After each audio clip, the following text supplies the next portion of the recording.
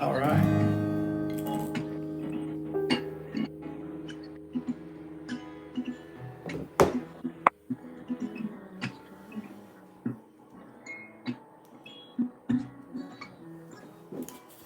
I think we're live. Hey, everybody. What's up? How are you? Good to see you. It's Sunday night at 8:30. And we've got a fun show planned for you. We had some technical difficulties right before we went on air, but we got it sorted out. But if you see a little sweat across my brow, that's why. But let's see. I'm going to go ahead and bring you in, Robert, because what the hell? Might as well, you know. And so I've got Robert Reynolds. I'm going to bring you in a minute, Robert. No worries. I'm So patient. I've got Robert and I've got Sean Snook. Everybody say hello to Sean Snook. Everybody's saying hello. He can't hear. Hey, man. Yeah, it's good to have you here. It's good to be here. Yeah. So Anywhere. let's it's good to be anywhere, right? So let's start out with our traditional song, and then we're gonna mix it up a little bit. But I love starting out with this song, and just it warms my voice up, and gets me going a little bit.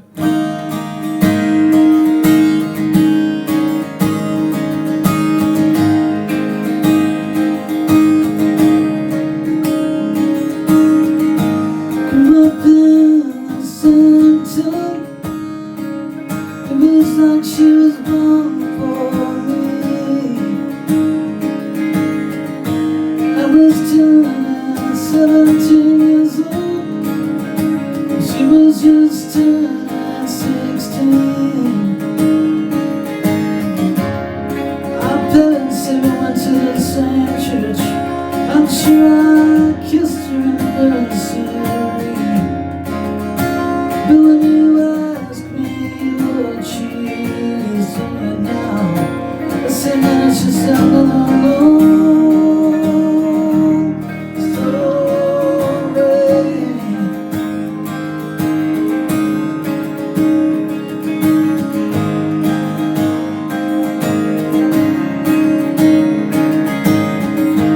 Driving around in Nashville, I was blind-lighted by all the big trucks. So I got my CV to explain. It's just that I'm loaded down all my stuff. Made friends with some dude from Arkansas. Pulled her in a truck stop and lights on coffee. And when he asked me what I was running from, I said man, it's just another road story. He said man, just what you're talking about. Words coming out of your mouth too many times before. So don't waste your words on a stranger. You better conserve your energy, 'cause it sounds like you're gonna need it. Besides, it's probably just another love story.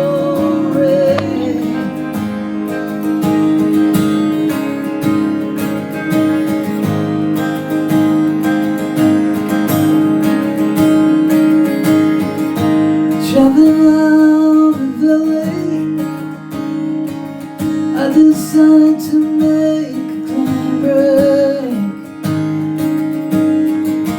Go with the girls, talk with the drum, and the real nasty steak. Got a letter from some dude, some American. He said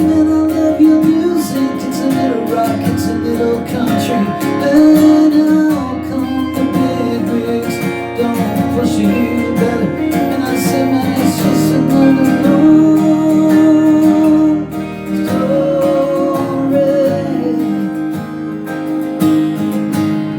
Long story. Long story. Yeah. Yeah.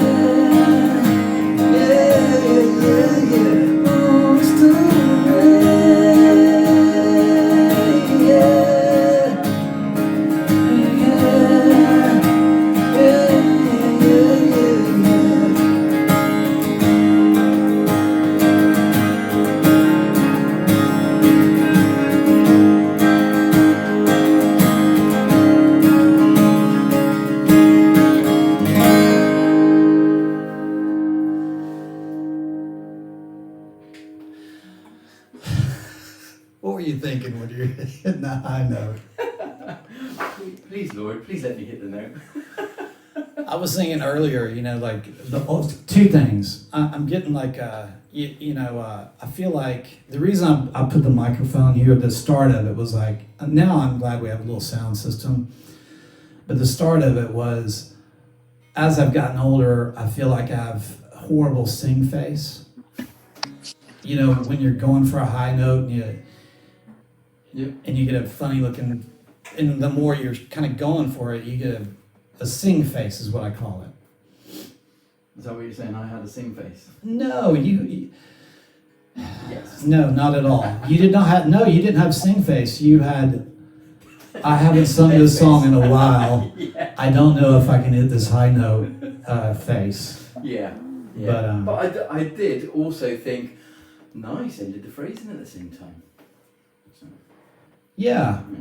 I mean, I thought it sounded good. I mean, the note was wrong, but at least we stopped singing. No, not at all. Not at all. No, I'm just glad to have you here. And I'm just going to go to the page real fast so I can see the comments. Seeing people heckle us online. Who does the worst sing face? In your estimation. And Joe Cocker doesn't count. No. I can't think of any singers at all now. This my mind just literally gone blank. Your mind just went blank about sing face. Okay, put in the comments, who has the worst sing face? And then we're going to start playing some music. Hey, nobody. You don't want to publicly say it. No, I genuinely can't think of any singers.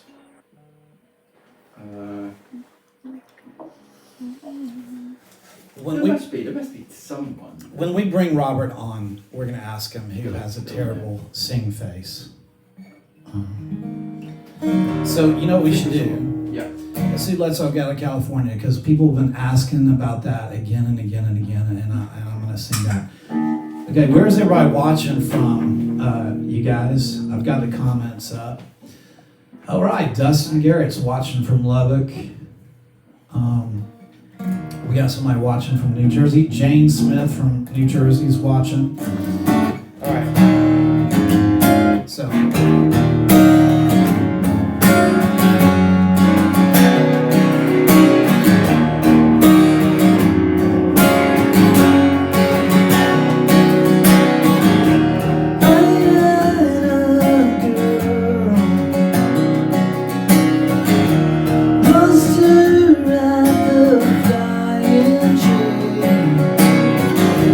She told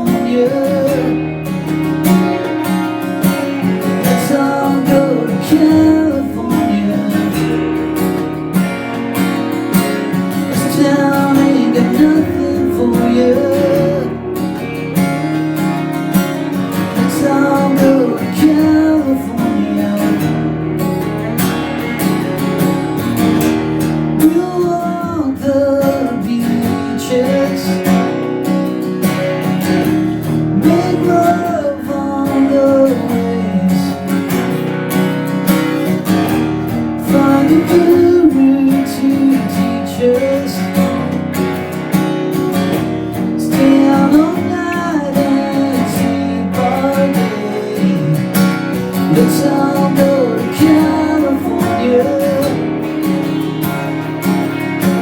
Let's all go to California. This town ain't got nothing for you. Let's all go to California. She didn't crank you. She didn't crank you.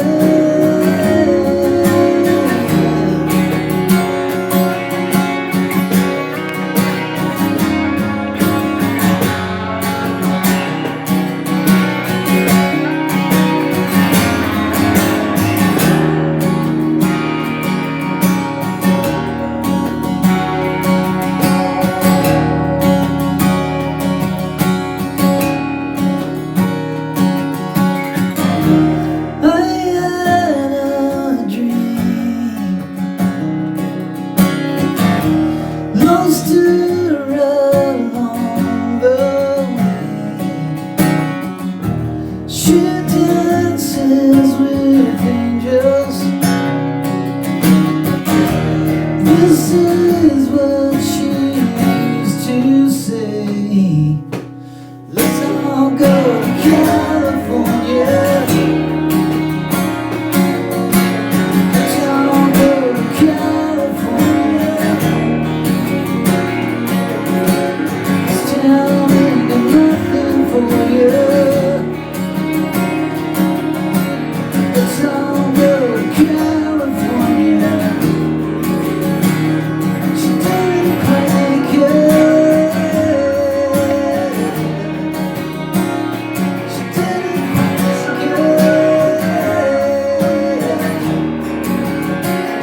She didn't crank you. She didn't crank you.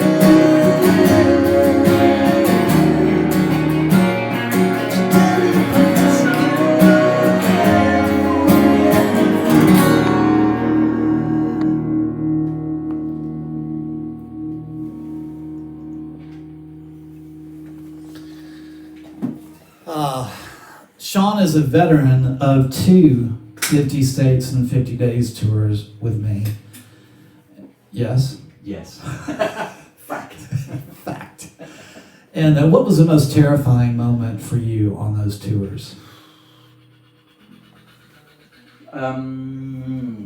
The next day when the snowstorm, and I can't remember where we were, but we were in a Glenwood Springs and like a Holiday Inn parking lot. No, but we were in a Denny's first, and you got a map out, and you're like, so we can go along this I-21. No, I-80 Yeah, we can go along there, or the but 7. they'll always shut it because they always shut. And that's what Because happens. of wind. Yeah, because that's what. Even or if the snow. we can just drive through the mountains and hope that we get through. So And you got to say what was going on. It was the biggest snowstorm in like 30, 40 years Yeah. was blowing through the Rockies yeah, in that whole area. and you were just kind of. And it was 2 a.m. at Denny's, and I just said, okay, look, I'm dragging you into this thing. How would you like to die? How would you like to die? Yeah, choose your destructor. And Yeah, You and then we just basically decided to drive through the mountains, didn't we? And then we got to the parking lot and like, cool, but this will do. And we outrun it, didn't we? That was the thing. We got in front of it. they had taken the gritters off the road, Yeah, and there was so 8 bad. inches of snow on the I-70, and there were no other tracks. Yeah, And we had places to be, bro. things to do, gigs to be at. And then but it was the next day. Well, no, actually, we were like, we should leave the engine running to keep warm, and then it's just like, nah, let's not. It's warm enough in here. And then obviously, got out the next day and Yeah. snow was up to the windows. Because We'd we have took a died in nap. sleep. Yeah, we would have died in our sleep. Yeah, Because we decided to turn the engine off, and it was a good thing. I'm glad that happened. Yeah, I'm glad it happened Yeah. too. Because we wouldn't be doing this webcast No. had we not made that fortuitous Decision Decision. to not gas ourselves in our sleep. But then I've had moments where, hey, I get a bit okay. No, but that was the next day. That wasn't the sort of. that you know what? To be honest, that still terrifies me. I don't know. Every once in a while, I think about it, and it actually gives me the shivers, no pun intended, but it terrifies me because we very easily could have Left the engine running. left the engine running for a nap. But the thing, what I think is like, what would they have thought the next day? You know, because they're just like two guys in there. You know, was there some sort of Yeah, pact, or what was going on between the two of them? yeah, I know. You know. Yeah, I wish you hadn't gone there because I didn't even go there. Welcome to my world. Yeah. Hey, thanks for tuning in. I did put up the PayPal there. If you're the tipping kind, we'd appreciate it. And it's great to have Sean here. What should we do, Sean? We had some requests. Sue, I can't drop you from my mind because I've had my friend Reg and Daphne, my friends from Crete, have been requesting that. And now, wouldn't you know it? There it is.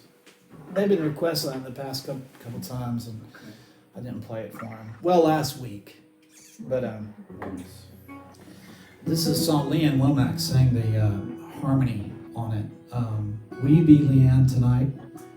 Yeah, I was just thinking, how does this song go? But yeah, I'll show you. Yeah, you show me. I'll join in the second chorus. This old road goes on forever. 3. Just like the sound of goodbye. I'm watching the rain dance in the headlights, wishing this old Mustang could fly.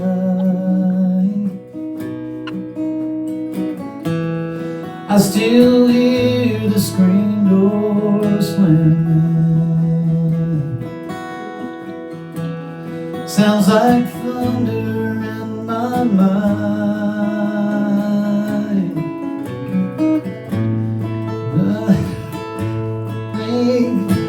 I've got a story I'll tell you later on the floor.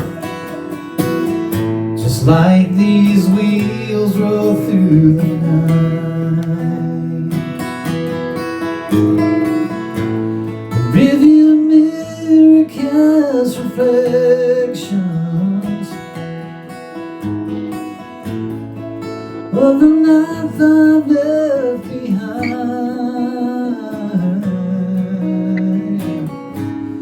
Though these wheels keep spinning round and round and round,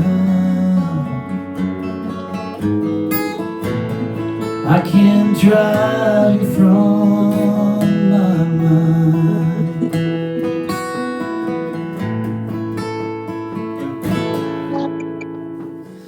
I saw the lights of Albuquerque. They're so pretty from the west. Get on the other side of that mountain, it's a forest at best. No, I could have done things different. I'm not saying I didn't try, but I was blind to your struggles. I see things clearer in hindsight. The rearview mirror casts reflections of the life I've left behind. Though these wheels keep spinning round and round and round, I can't drive you from my mind.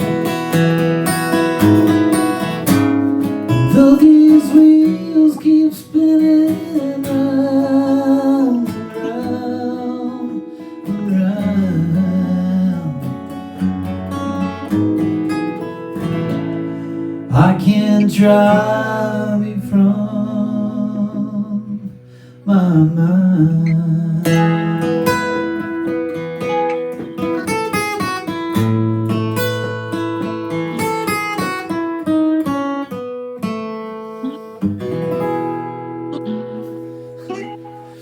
Okay, what made me laugh during the song, I swear to God, it's sounds like thunder in my mind. I glanced over and one of the comments was from a friend of mine in Denmark, Sally Ann Thunder. So I looked over and I went, sounds like thunder in my mind. I swear to God. It was weird. It was weird. Hey, last week we had a guy named Robert Reynolds who was a founding member of the Mavericks and also played in my band, Kevin Montgomery and the Road Trippers, for I think 8 years. We traveled all over the world, literally all the way to Australia. I think Robert and I went on an Australian tour by ourselves, like a duo tour over there. But it was Al Perkins and Robert Reynolds and Mike McAdam and me and Johnny McKinnon. We had various guitar players, but the main guitar player was Mike McAdam. But Mike. I'm really excited. I'm going to bring Robert on because let's see here. And I'm going to make sure, I'm just getting everything lined up here. Okay, there you go. So, okay, sorry. All this stuff is new to me, so I'm getting everything going here.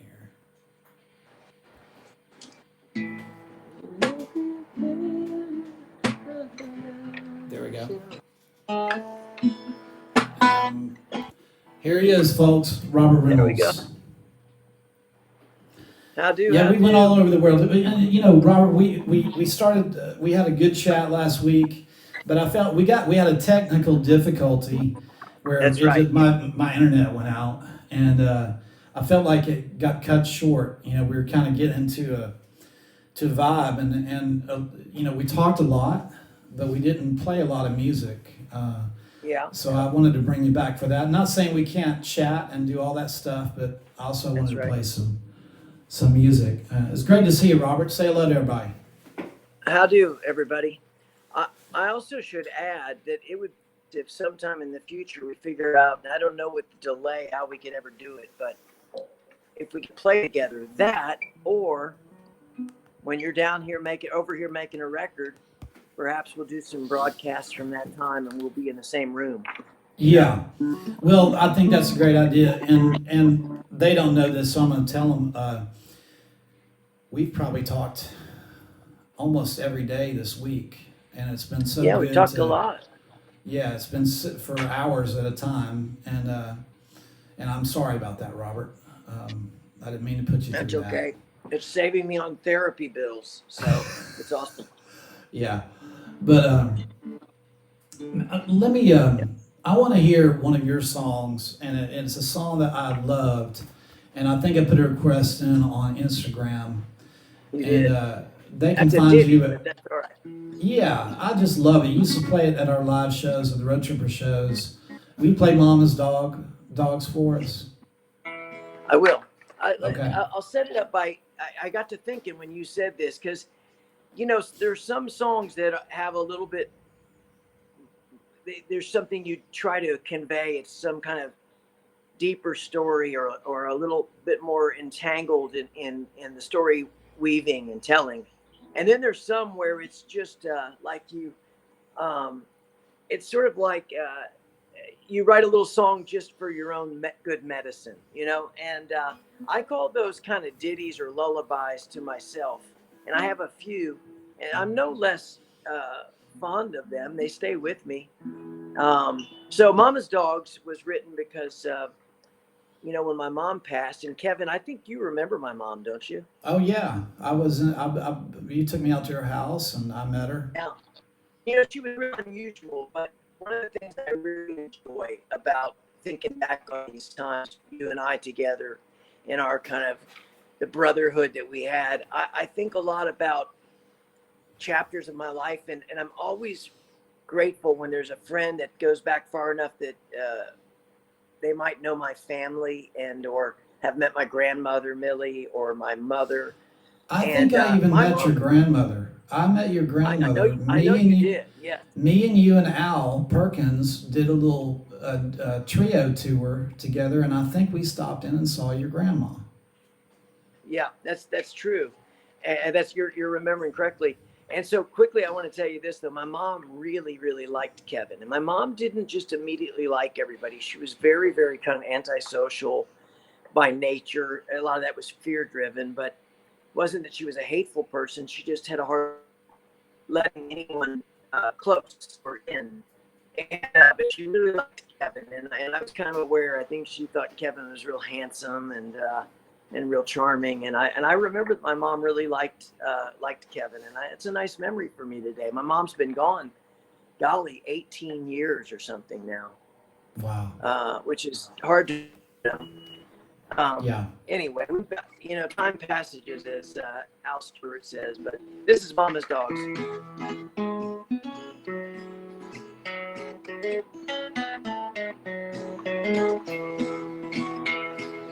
Who's gonna look after Mama's dogs now that Mama's gone? Now that Mama's gone. Who's gonna look after Mama's dogs now that Mama's gone? Now that Mama's gone. Well, sister, sweet sister, won't you mind the house? Me and baby brother, we gonna step on out. We gonna take a little drive around this town. We gonna talk about who's looking after Mama's hounds. I wish I had Sean there. Yeah.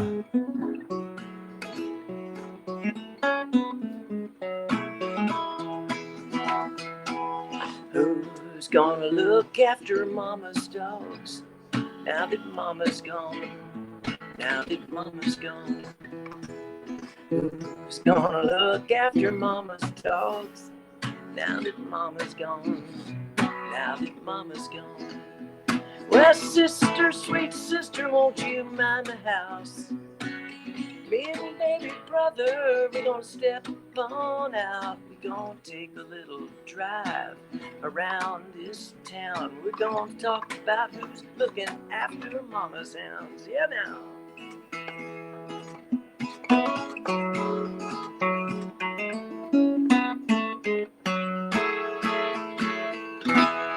Little short version of it. Man, I love that song so much, Robert. I just think that's. I appreciate. I hadn't played in a little while, and I want to tell you, I miss Al Perkins. You get to. The only demo recording I ever did, never a master recording on it. I still liked the recording a lot because it has just what it needed. And Al played a magical dobro part, which it's kind of needs that. It's just that little melody there.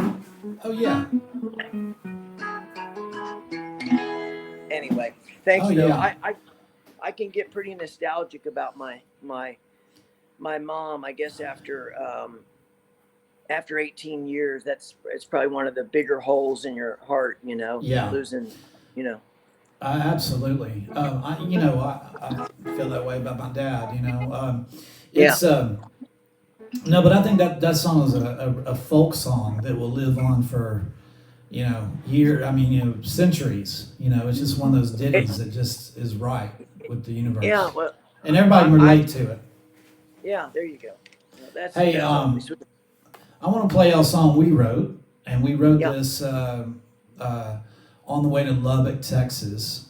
And let's see if you're the tipping kind. If you got Venmo, that's Kevin Montgomery 615.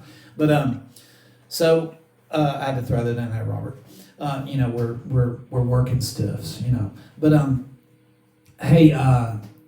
we wrote this song on the way to Lubbock, Cherokee City. Sean's over there. Come on, what song? But we wrote it in the truck. I think you had a little mini guitar, right? Yeah, a little backpacker. That not much different than this, but a little Martin backpacker. Mm-hmm. Yeah, and we took that thing And we drove all the way to Lubbock, Texas, which is about 15 hours, and we wrote this in the truck on the way.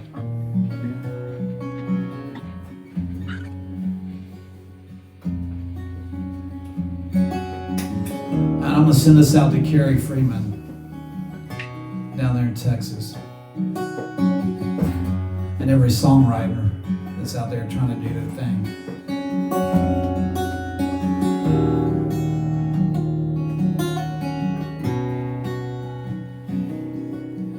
Just pulled out from Cherokee City, where the girls are too rich and they're way too pretty to give a second look to a long-haired rocker like me. They were looking for a boy right from a tree, but my grandfather was in stone masonry, so I guess that just put me out of their game. Yeah, yeah.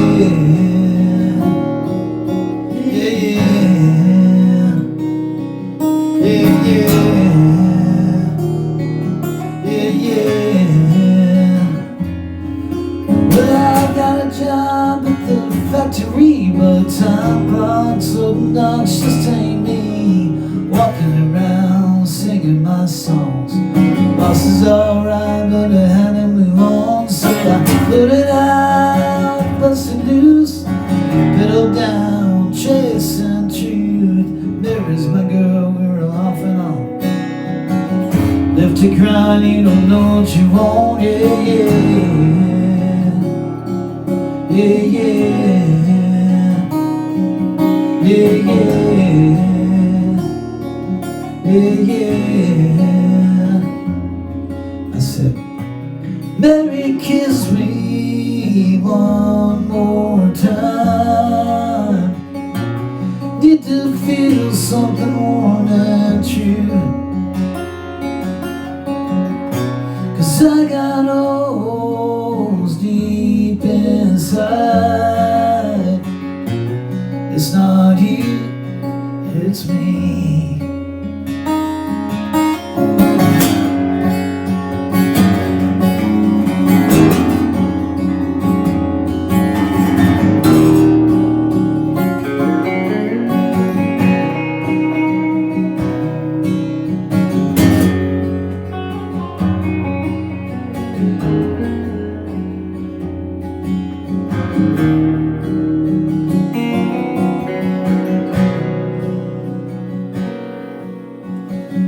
Ended up Nashville, Tennessee, outside of town where the rent is cheap.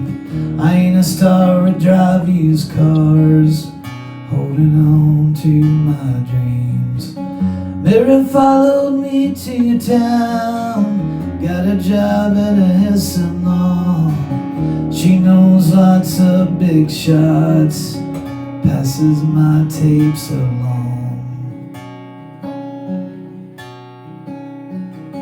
I don't know why she hangs around, picks me up when I'm feeling down. I tend to deconstruct, push my luck. 'Cause I hear music and the wheels rolling along. I hear words and love gone wrong.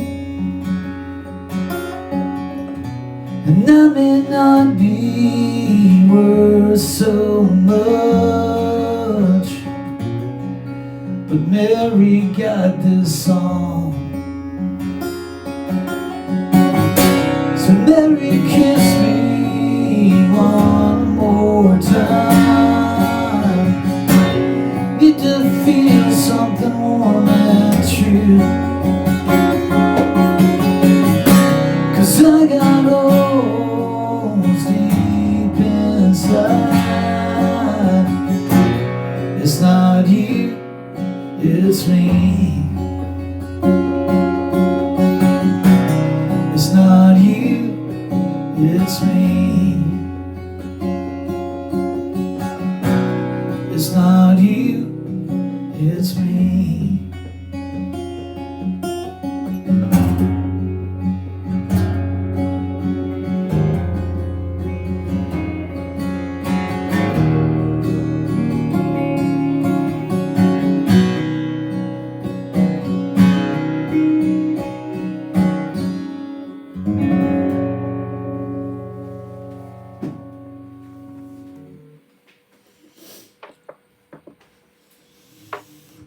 Ah, That's awesome, man. Sean was giving me a funny look while I was singing. Did I miss some of the verse? No, I was just trying to make sure I was going to sing the right words. Just trying to watch your mouth, but all I can see is just your eyes looking at me. You needed to see my sing face, and I've obscured my sing face with the microphone. Hey, Hey, let me say something real quick about yeah, that. That's the first time I've heard it in a long time. Last time I heard it was the recorded version. I think that's on 2:30 a.m. Right? yeah, Or no? Yeah. So it's been a while, maybe a couple of years since I've heard it. yeah, The thing that came back to me is, how would you ever explain? I was thinking about Michelle. How would I ever tell her what it's like to roll along with a buddy like we did, and writing songs and trying to make a deadline, because that's a long drive out there to Lubbock, and it's beautiful, but it's also pretty desolate as you get out to West Texas. As you well know, you're from that part of the world, really. yeah, I mean, your family goes back there a long way. Um, Man, it's such a feeling I got in my heart when I was listening. I was thinking more about the story of our journey when we were playing music and covering a lot of miles, and less about the story within the song, but the story that is the songwriters or the musicians, and it's just it gave me a real lump in the throat, that's awesome. That's what it's all Yeah, about, yeah. It was a really deep feeling that came over me. Uh, we did something that's hard to really recreate or repeat. When we were younger. Yeah, but it's a different era now. It is. Hey, with that in mind, should we play? If we're talking about Lubbock, should we play a couple of little Buddy Holly tunes? Because we We have some should. people. Let's talk about Buddy again. We got into that a little bit. Why don't you play? I'd like to hear "Flower of My Heart." Yeah. Okay. Let me. I've been working. I haven't even had a chance to tell you this. So we're gonna do probably Flower of My Heart first, Sean. Okay. And by the way, for those of y'all listening at home, we can't. Sean can't hear Robert, but Robert can hear Sean. So we just had to work through some technical difficulties that we didn't quite get to, but we were on time today. So so that's the situation there. So I want to play y'all this little video. So Robert, I've been working on a documentary about Dad, and Oh, great. I've done quite a bit of filming, but we're kind of at a standstill right now, and we're hoping to get fired back up. But I interviewed I've interviewed a lot of people, but this cat right here, Michael Spriggs, he was talking about Dad and Buddy, and let me just show you a little bit of kind of the direction I'm heading with it. Here we go. Bam. Let's see here if I can. Now, bear with me here because I'm getting used to this.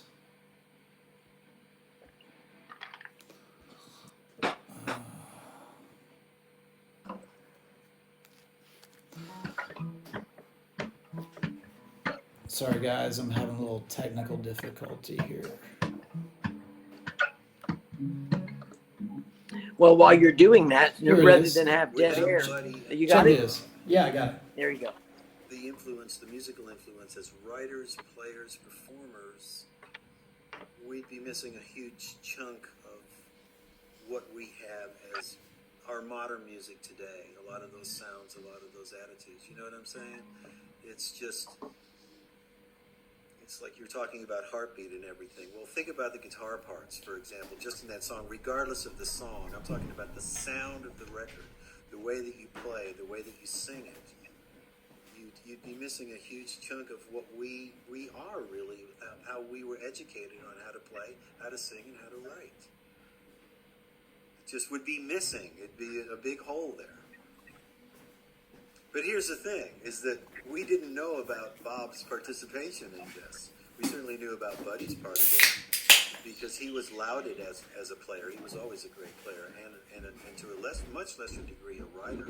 A lot of people do not know that Buddy was a writer, you know.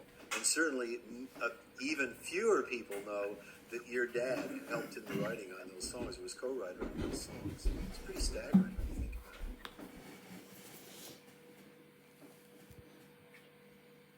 it. So, Robert, that was Michael Spriggs talking about Buddy and Bob and Dad. Mm-hmm. So I want to play, and I know you know this song very well, Flower in My Heart. This is the first song that Dad wrote when he was 14 years old, and he and Buddy recorded it as that duo, Buddy and Bob. Do you think of me, my darling? While we're many miles apart, please be true to me, my darling. You are the flower of my heart. Many nights I've sat alone and I've worried over you. Never worry, dear, if your love is true. Please come back to me, my darling, for I can't live while we're apart.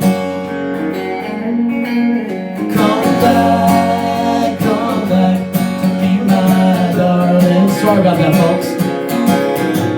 For you are the flower of my heart. Come on, Sean.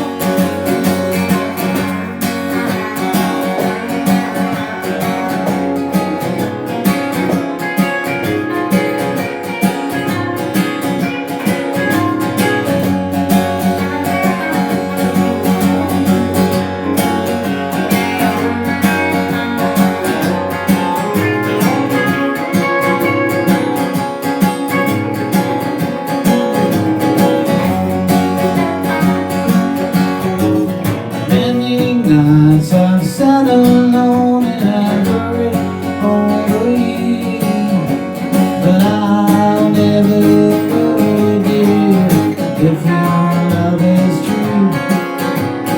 Please come back to me, my darling, for I can't live while we're apart. Come back to me, my darling. You are the flower of my heart.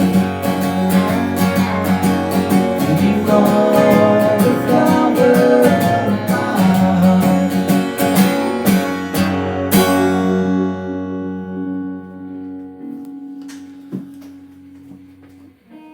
We're just getting used to this technology here, so I had black screen for about half of that song. But here's the second clip I wanted to show you. And Let's talk about Tommy also and the thread between Clovis all the way to modern Nashville. He played on Heartbeat, and what was the other one?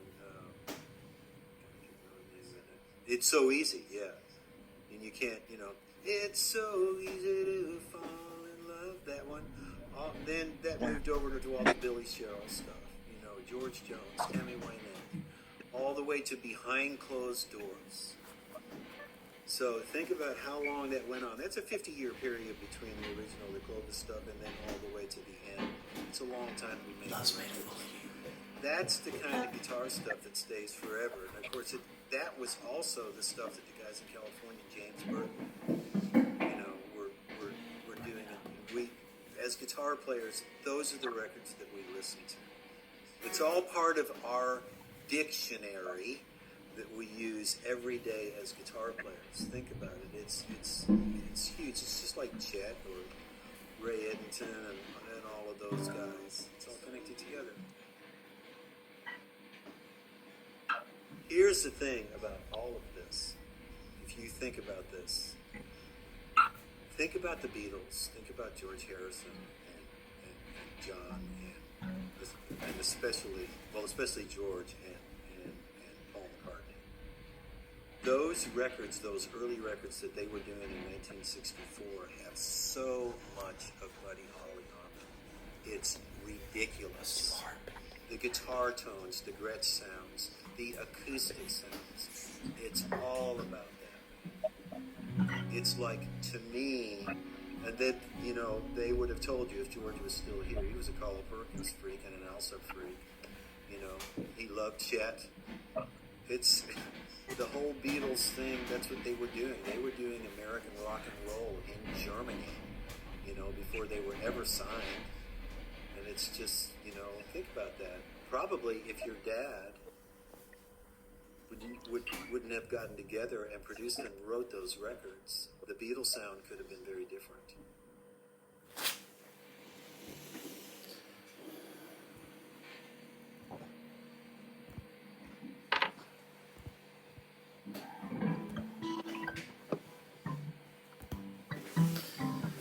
I'm getting used to this technology. It's driving me nuts.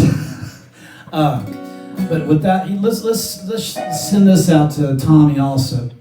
We became friends through the Buddy Holly Bob Montgomery connection, and we did a couple of tours over here in the UK. And he passed away a couple of years ago, so we'll dedicate this to Tommy also. And that's how I met Sean. Actually, Tommy and I came and spoke at a school that you taught at, right? Yep. Yes. Lovely to be here.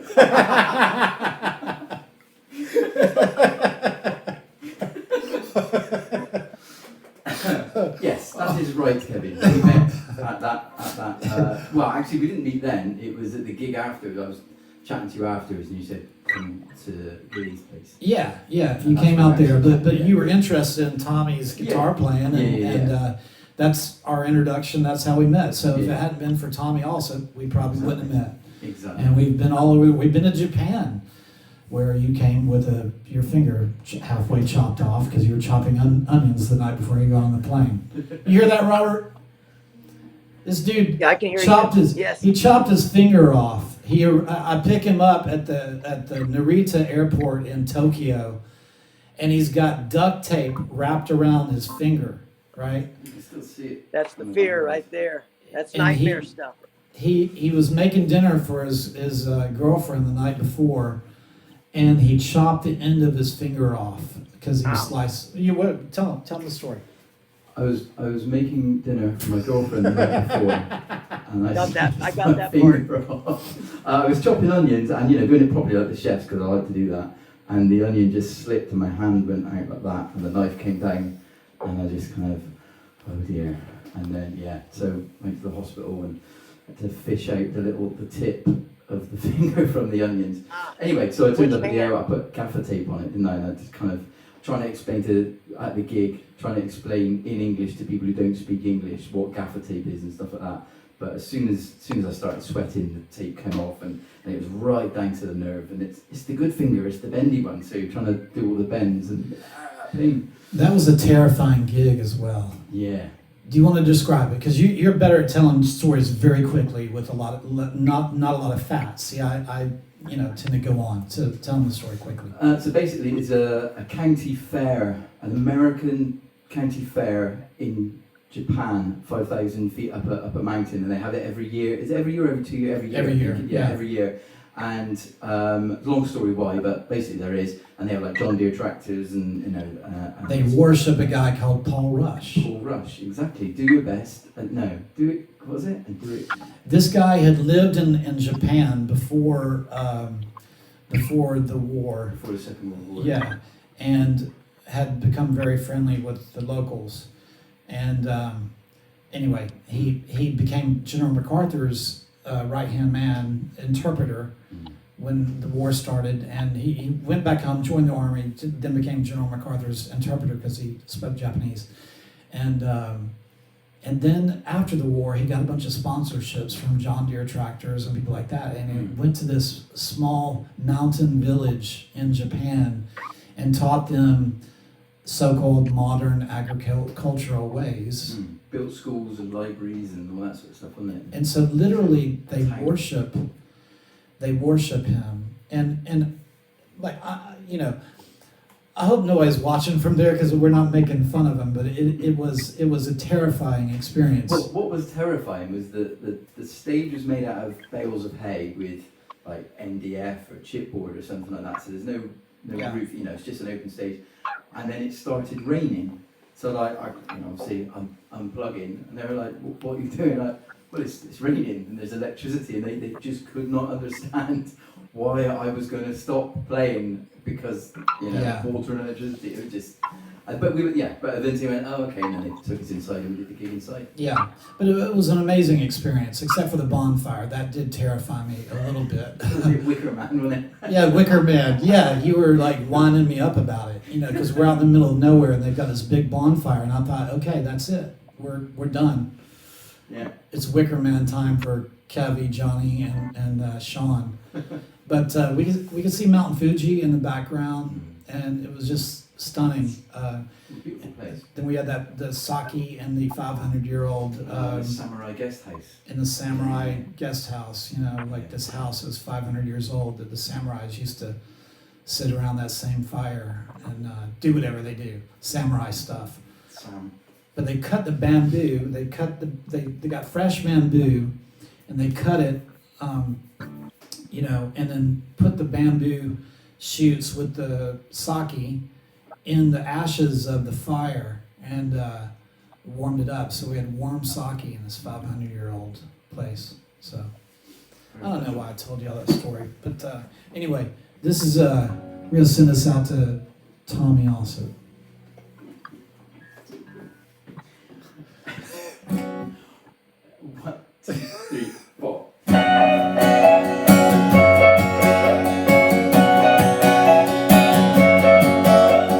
Heartbeat, why do you miss when my baby kisses me?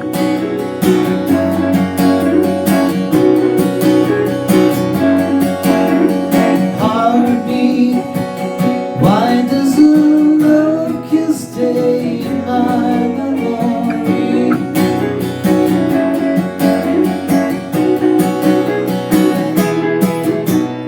Fiddly pat, you know that true love thrills me.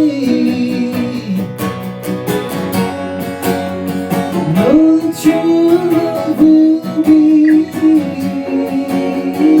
Heartbeat, why do you miss when my baby kisses me?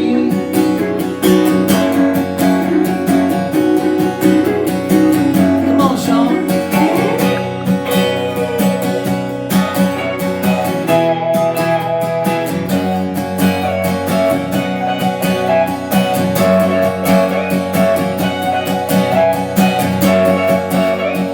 Heartbeat, why do you skip when my baby's lips meet mine?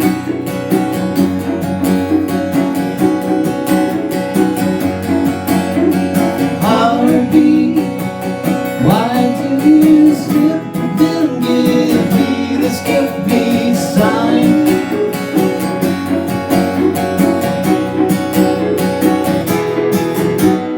Feeling that singing love stories,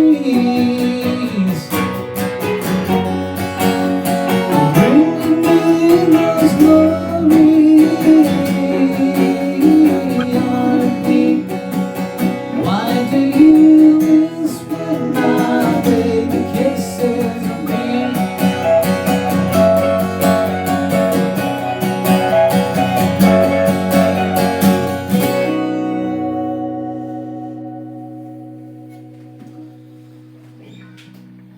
Yeah, that last note. You gotta hit that last little note there, Robert, right? Yeah, that's it. And that cowbell on the original recording is amazing. Driving yeah. through that whole riff. Tick, tick, tick, tick, tick, tick, right on the like eighth notes or something, you know. Yeah. So It's Robert, awesome. you and the Mavericks, y'all were involved in that "Not Fade Away" Remembering Buddy Holly record, and That's right. and that was far before we ever even. I don't know. I don't think we had met at that point. Well, we had met. You and I discussed this the other day. You and I had met on the sidewalk outside the above what they call later in the 90s. It was the Trace and Sunset Grill. Actually, Yeah. it was just outside of Sunset Grill, probably in the.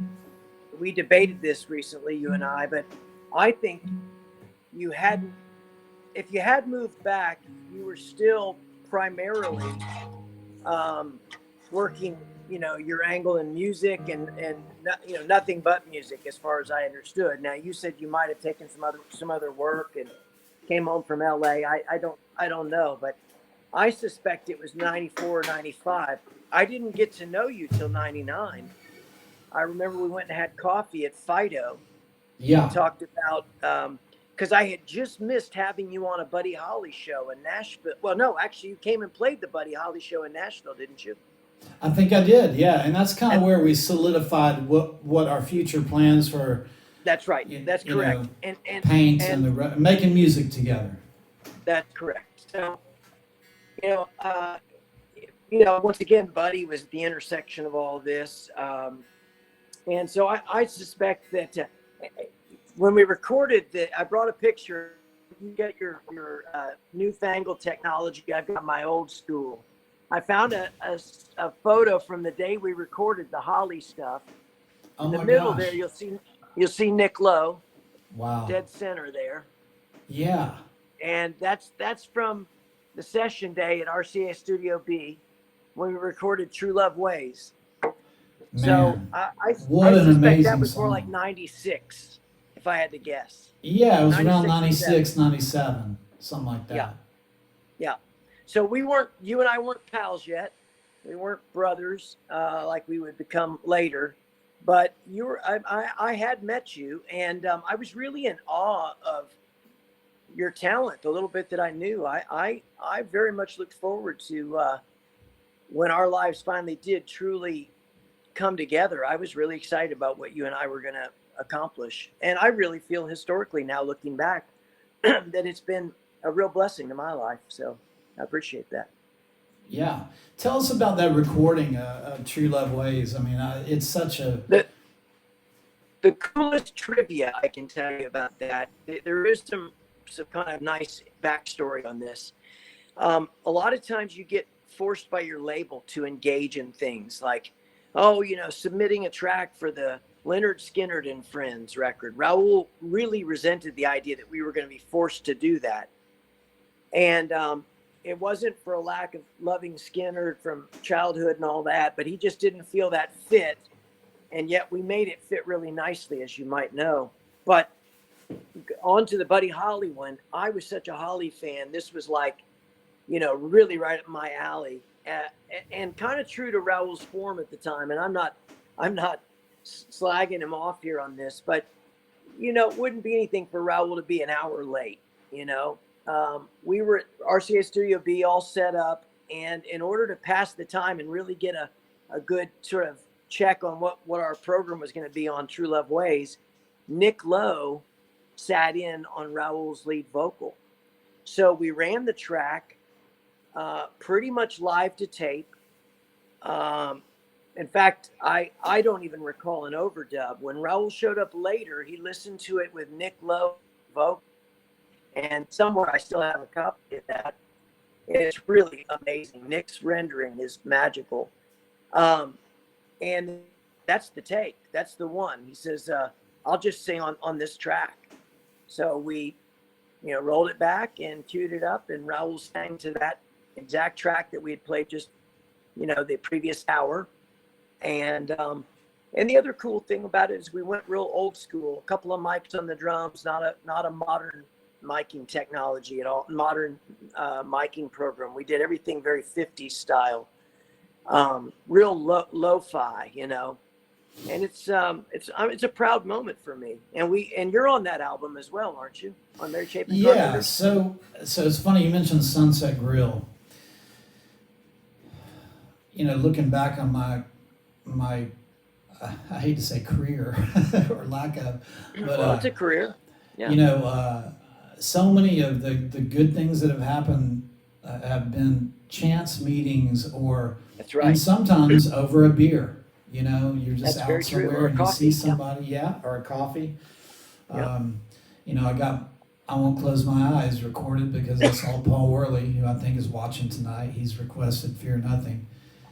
He was producing Martina Paul. McBride, and I saw him in the parking lot of Sam's, which is owned by Walmart, where I was pushing carts in the parking lot to make, you know, after my big record deal, my big publishing deal. Probably that was what I was doing when I met you. You thought I was doing music, but I was actually pushing carts in the parking lot of Sam's. But Yeah. I didn't know that then, I guess. yeah, I hit it well. But no, but I saw Paul and I said, hey man, I want to come play you a song, and because he said, what are you doing here? Because he couldn't believe I was out, you know, working at Sam's. And I said, well, I'm just trying to make a living. What are you doing? I'm producing Martina McBride. Well, I want to come play you a song. And that's kind of how it happens. But in particular, this record, the Not Fade Away Remembering Buddy Holly record, I saw Mark Wright, who is one of the, probably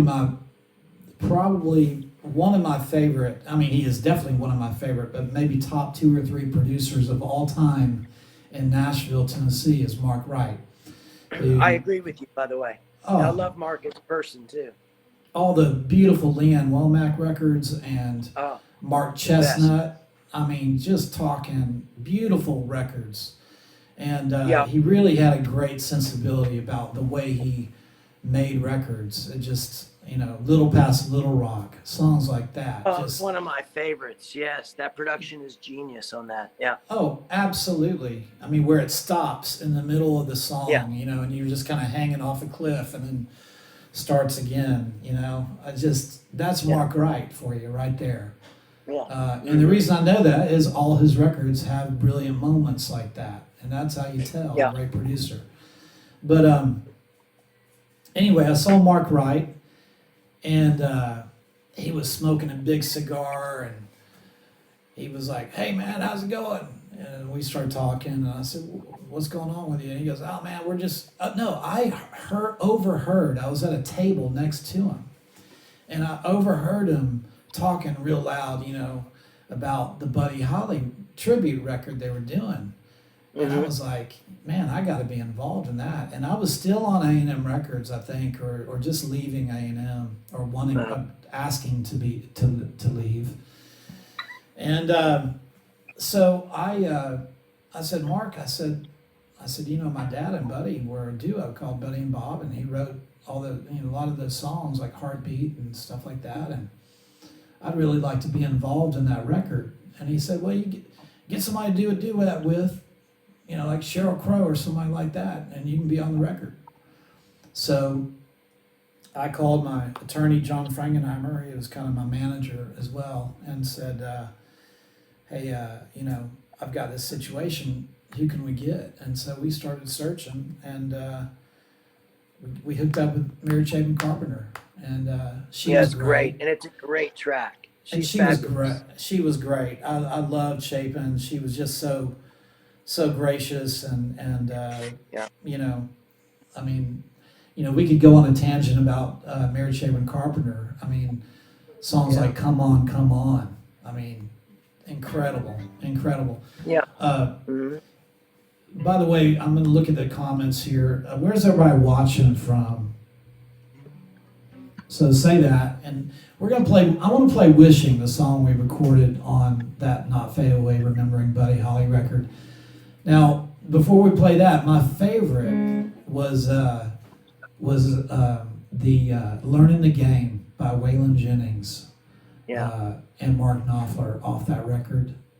I mean, truly, they took a song that, you know, I never really connected with it too much when Buddy was doing it. It just kind of felt like a ditty, And they took that song and turned it into something that it just, I mean, when you hear Mark Knopfler, he does a chord that's like different than the record that pulls your heart out. Yeah, he did some really cool, like, sort of alternate voices for what would typically be like a 4-chord kind of, I haven't played this in forever, and he put all those sort of other voices in there that I think make it almost haunting, really, you know? Yeah. Well, speaking of haunting, you know, every time I play this song, I think of Dad and Buddy, and you know, it's kind of like a little prayer, you know. Yeah. Wishing that I could see you every day. Wishing that I could steal your heart away. Dreaming all the time I could hold you tight. Wishing that the time would come tonight. I've been hoping all along things would turn out right. If I could find a wishing star, then I would spend the night wishing that I could see you every day. Wishing that I could steal your heart away.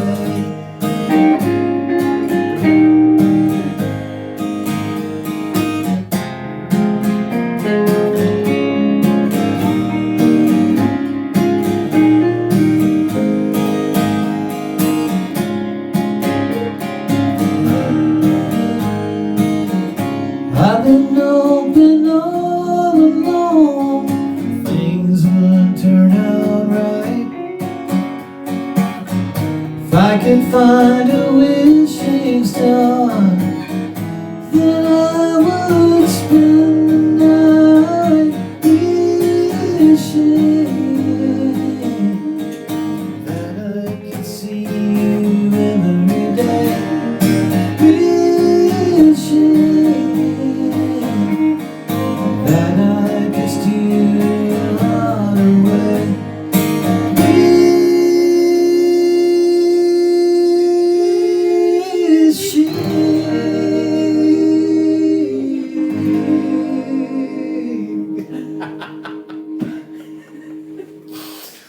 Oh man, Sean, you're hitting all those high notes. It's because I've got tight jeans on.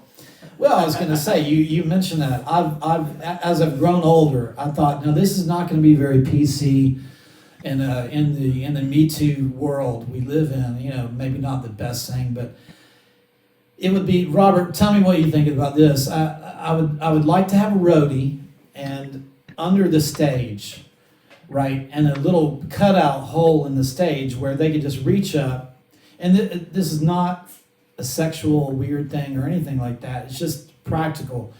Just when you're about to reach the high notes, the hand just comes up and they squeeze your balls, you know. Oh, is that what you'd like that, would you? Oh, God. Well, I yeah. wouldn't want anyone to have that job. I wouldn't want a friend of mine to have that job. I'll say that.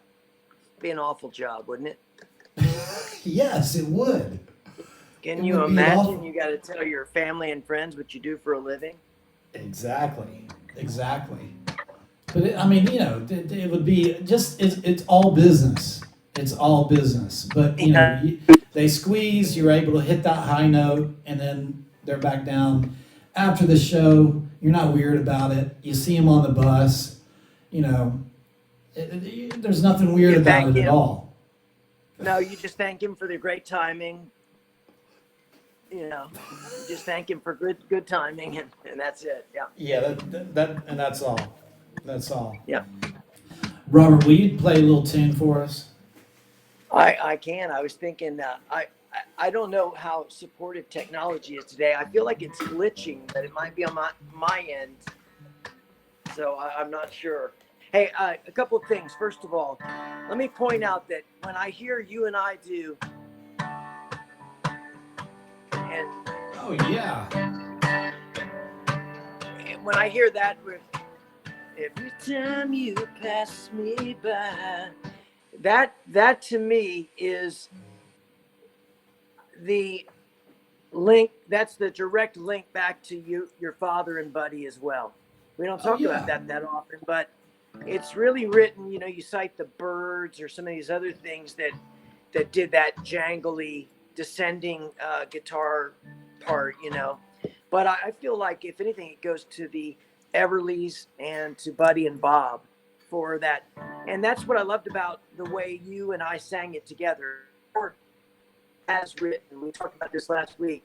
Mavericks did something cool, but I think you and I got closer to the truth on it. So Love it. there's that. That's all I'm gonna say. Well, it's on YouTube. If you do what Yeah. Kevin Montgomery and Robert Reynolds, Adelaide, Australia, AM, because we did a TV show down there when we were touring together, and you can see it in our youth and we were still full of youth and exuberance. Yeah, that's right. Our vim and our vigor was still present. Yeah. So I'm trying to think what I would do. We'll play something beautiful. Okay. For my friends out there that still occasionally reach out and tell me that they enjoy the Swag record, I'm going to play one that's kind of it goes back to the idea that there's some of these little lullabies you write for yourself. And yet Swag did a nice job with this song called, it's called Near Perfect Smile. Boy on a string, you sing, can you play anything for the girl with the near perfect smile? And for a while, won't you stay? What's another day anyway? For the girl, near perfect smile. She was the one that could shine like the sun. Please tell me what good is love if come.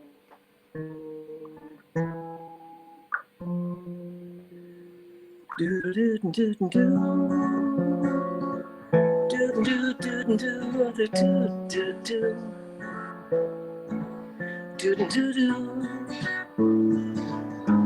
do do do do do, yeah.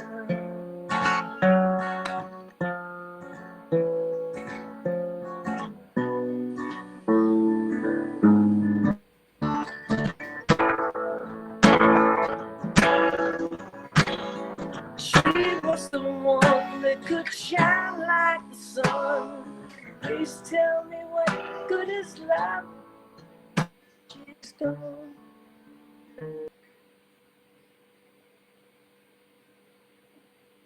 Oh, we lost him. What's the word? Have you heard anything from the girl with the near perfect smile? I think it's there somewhere. I think we lost signal again, Kev. Yeah, we're back. You're back. We lost it for a second, but we're back. And I couldn't tell if audio was there or not, but Yeah, we welcome to were modern hearing you. We technology. just lost the signal for a second, but I love that song, man. You know, as recordings go, even though there are things like with the Mavericks and then the record you and I made that we call Paint. Paint Yeah. is almost a spiritual moment for me. The first really kind of magical thing I did away from the Mavericks. But of all the projects, that moment on the Swag record is still one of my favorite personal moments. for all personal reasons too. But I love the intimacy of the recording. I love that Brad's instinct was to keep it as naked and kind of he kept it kind of riding on this very, very fragile edge that I like a lot. So I'm very proud of the recording. Yeah, I love it. I want to play a song that's going to be on the new record that I played it last week for some of y'all that weren't here, like Sean. Okay. I want to play it again because it harkens again. It's a song that I wrote with Robert Vincent, and we wrote it. Speaking of the new record, let me back up for a second. Still, the campaign to fund the making of the new record is going on. It's going to be called Good Thing. If you go to Indiegogo and just do Kevin Montgomery Good Thing, you'll see the campaign. I'm probably the dumbest person in the world to try to crowdfund during a global pandemic, but it just, hey, I felt the need to go into the studio and make some music and create, because you can't be on the road, so I felt the need to do that. So I wrote this song with Robert Vincent, and we wrote it in particular to try to write a song like Buddy and Bob were writing when they wrote songs like Heartbeat, Love's Made to Feel You, Wishing. They were trying to write a song for the Everly Brothers. So we decided to write a song like Buddy and Bob would have written. So here it is. It's such a lovely day when I'm with you. Doesn't matter where we go or say or do. Don't let them break you down when darkness gathers near you. I'll push away the clouds, just speaking out here. These are the plans we made when love is true. Picture perfect photograph, all framed in blue. Don't let them break you down when darkness gathers in. I'll push away the clouds, just speaking out here.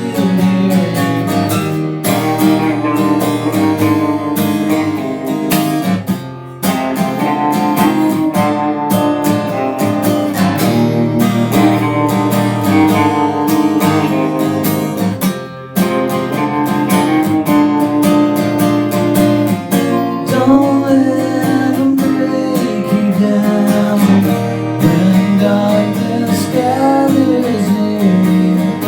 I'll push away the clouds, just begin out here. It's such a lovely day when I'm with you. Doesn't matter where we go or say or do. It's such a lovely day. It's such a lovely day. It's such a lovely day. Sean, you're nailing it, dude. I'm trying to lip read what the this number down in you. You went on a whole tour Yeah. with me and Gary Talent, and we did a whole tour together of that song, and you still don't know the lyrics. I didn't know him then. You're just as bad as me. The thing is, you look at me and you start laughing because you're expecting me to mess them up too. I know that you are. Well, yeah. And it looks better, so if you make a mistake, then it looks, oh, poor old Sean's got to deal with that. You know, Yeah. forgetting the lyrics. Yeah, But not that time, obviously. Sean, will you play? Sean is from Bristol, and you guys have a very No. What's that? Robert? Robert? You froze. Sean, you don't want to play a song? I think if it's the song I think you're going to ask me to play, I don't want to play that one now. Why? Because I can't remember the words. Because you can't remember the words. Yeah, so someone asked if Real we have quick. a tip jar. Yeah, go ahead.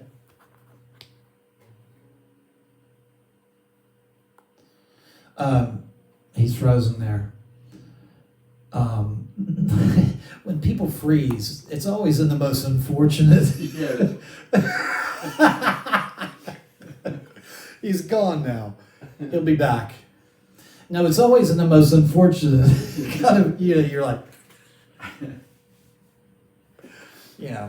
but yeah. Yeah. Where were we? You were going to play... no, you were going to say about the PayPal thing.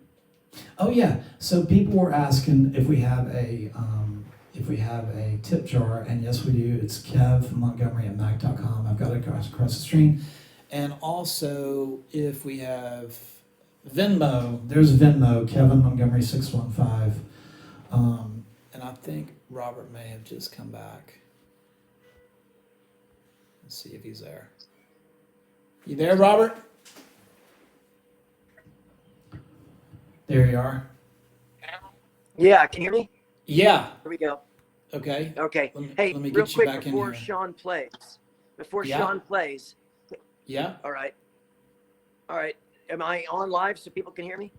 Yeah. Okay. Yeah. Real quick, a couple of things. Sean, I want to say thank you to Sean for being a part of this day because I love following him on Instagram. Speaking of studios, I want to encourage people to help you get back in the studio. And I have to go to the studio because I have keyboard overdubs today, as you know, Kevin. Yeah. So I'm going to let you guys wrap up. This is for Okay. Eamon Brennan. This is a little shot for Eamon. Can he see that? If he's out there today, little shot. I thought it'd be fun for him to see. I still have a postcard from his little town, and I thought it would be nice for him to see that. Hey. Anyway, I just want to say, go ahead. Before you go, I want as sort of a bye-bye to Robert. I put together a little video of the road trippers, and I put out a request for everybody to send in their photos from the road trippers. And I put together a video of Al Perkins and Mike McAdam kind of having a guitar duel in Ooh Las Vegas. Now this is you singing. Oh, that's awesome. It's you singing the lead, and me singing the harmonies, and Al singing the high harmonies. And then and it's just a snippet, a couple minutes long. Yeah. And you can say some final thoughts about that and your farewells, and we'll all right. see you off with the good night. Here it is. Okay. So all right. Here it is. Let me see here. Sorry. It's all right. Technology. Man, it's our friend, isn't it? No, it's not. It's our frenemy. Our frenemy. Yeah, it's really annoying the crap out of me. Okay. Las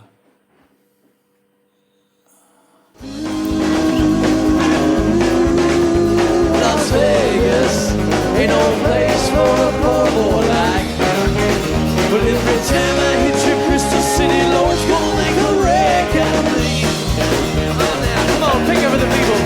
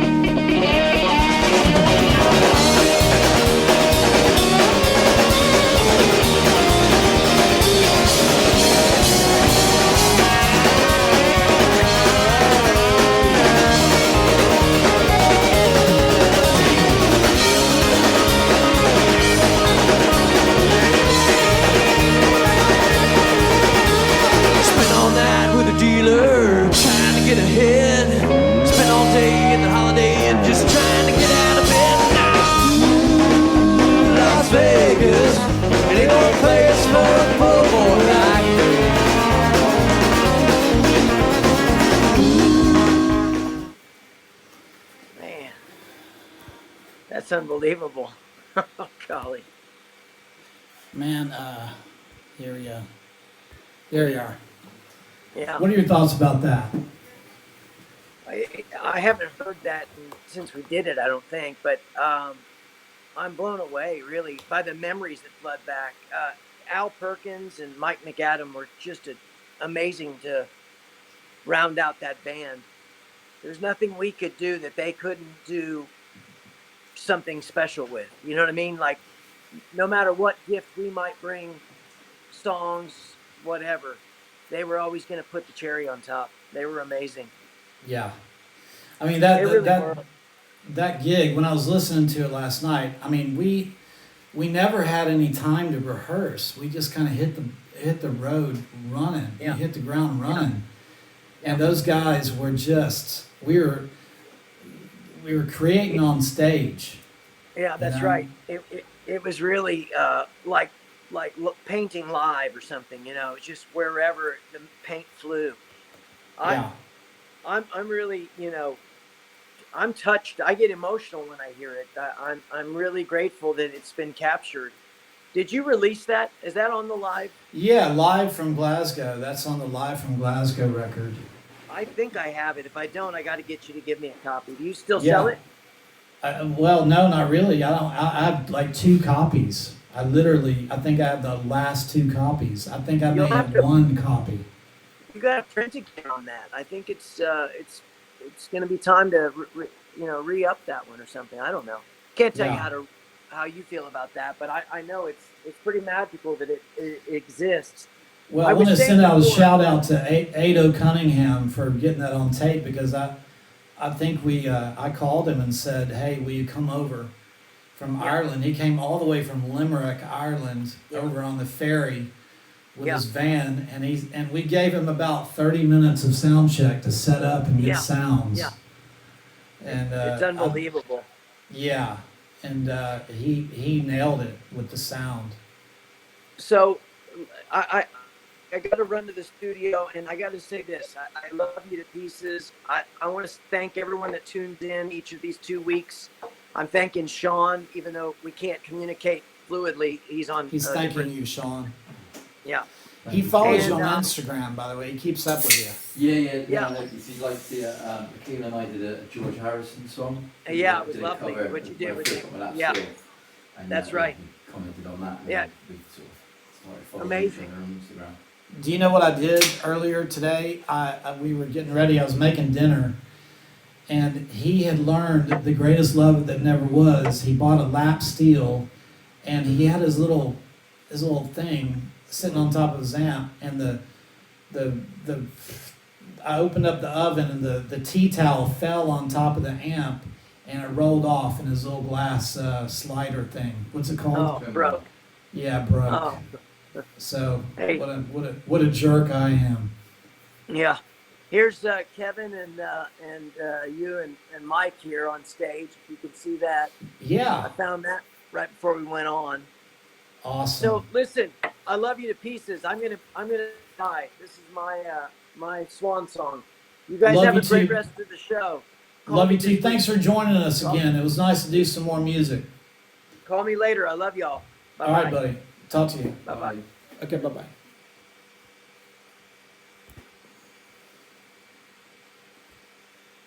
Yeah, there we go. Shawnee, how you doing? Radiant. You look rather radiant tonight. Sunburn. Is it really? What did you do? I was doing a gig last night with the Harmony Trio, and we were out in the garden, obviously socially distancing, and with the sun just kind of came over just on my head constantly, so sunburn. Well, you don't need to socially distance with your girlfriend. No, it was the third member, Lydia. Oh, So right. we just, yeah. So we staggered, so we were kind of socially distanced and stuff like that. But yeah, it was good fun. But yeah, the sun burnt my head. I'm worried that people can't hear you. Oh, okay. So if you'll come into the microphone a little bit better. But Okay. so tell us, you mentioned your girlfriend, or I mentioned your girlfriend. You mentioned social distancing. I mentioned your girlfriend. Tell us a story about when we finished the tour in Hawaii, the 50 States in 50 Days tour. We always ended up in Hawaii, and which made sense. And we ended up in Hawaii, and we went to fly back, and you were flying on like concessions. A friend of ours flies for American Airlines, and she had put you on as a friend, and we were flying on like a friend's kind of thing. And you have to dress up when you fly, and you tried to put your pants on. Tell them what happened. So basically, I had a suit trousers and a shirt to look smart, and so which obviously I flew out. But yeah, 50 days of sitting in a van, doing gigs, driving around, not eating that healthily. So we're in the hotel. I got dressed, put my trousers on. They just about got over my thighs, and I couldn't do the belt. Oh no! And so I had to put my belt around it and do the belt up because the buttons wouldn't go up on top to keep it on there. And I just sort of sat there and I'm like Jabba the Hutt, not feeling very great about myself. And then we landed at Heathrow, and Michaela came to pick me up, and it was just like, I haven't seen her for, it's 3 because we went to Japan first, didn't we? So it was like 3 months basically I've been away, and I'm kind of all excited like a little puppy dog, and as I walk in there, I was sort of head cocked a little bit and squinted, and then I got closer and she just said, "You look like you got water retention." And I'm like, oh. So that's the first thing she said to you. Do you have water retention? Oh dear, That's burger hard. retention more like. That's harsh. But yeah. I'm sorry I put you through that. That's fine. I lost the weight. It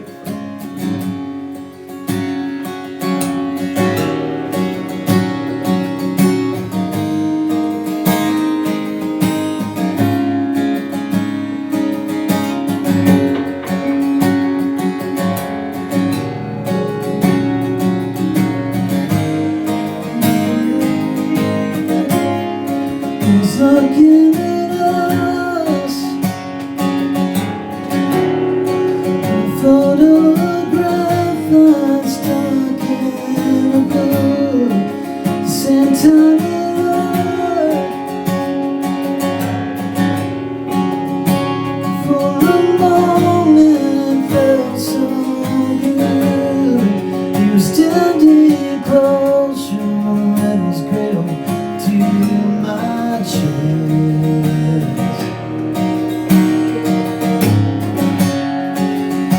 at that moment we were at our best, at our best.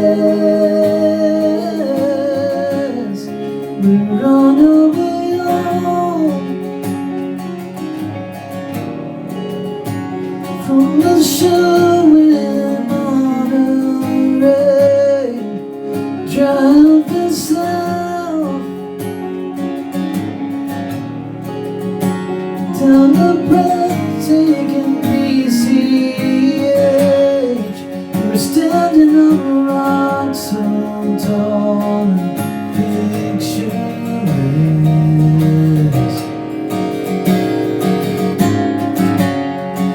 And at that moment we were at our best, at our best.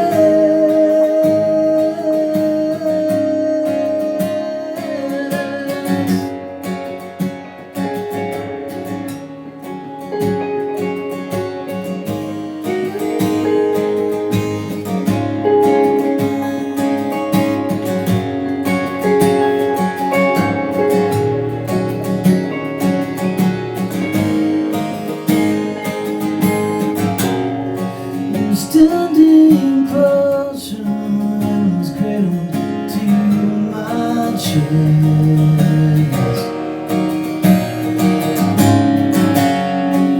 And at that moment we were at our best, at our best. I was singing about people colored images. Singing this is my substitute for you in the flesh.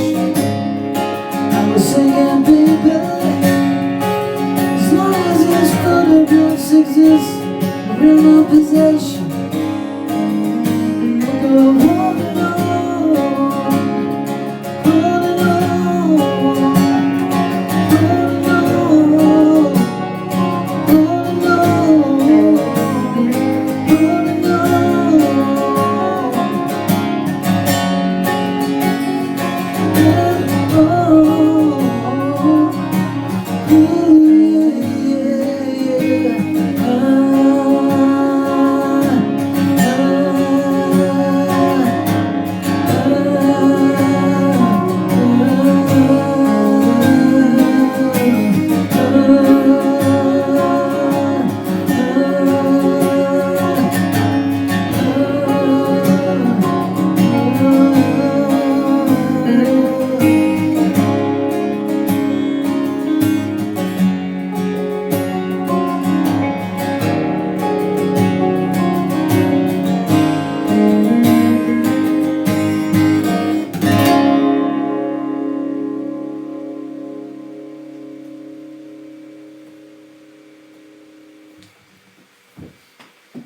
I know a song we haven't done.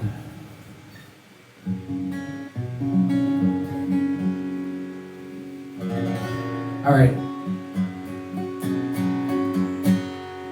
I used to sing the songs in the subway of New York City. Are y'all still out there? Let's see the comments there, checking the comments.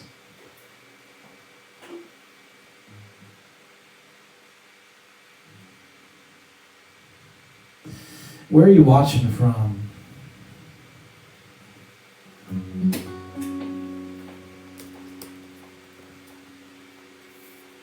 All right, somebody requested this. I can't remember who requested it, but I'll play it.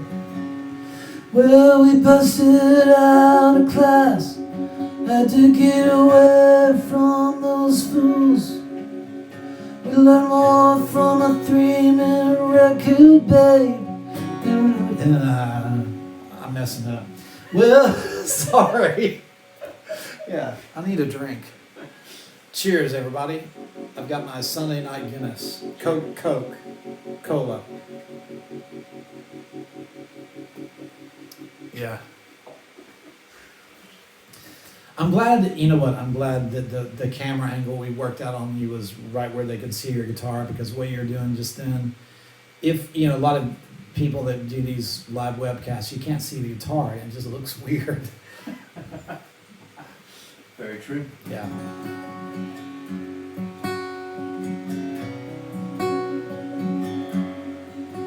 I think we could have more volume on you. There you go.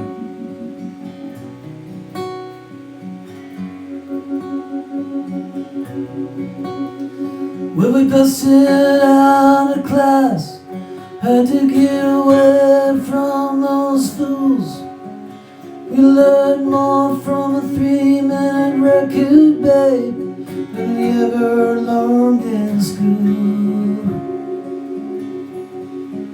Tonight I hear the neighborhood drummers sound. I can feel my heart begin to pound. You say you're tired and you just wanna close your eyes and follow your dream down.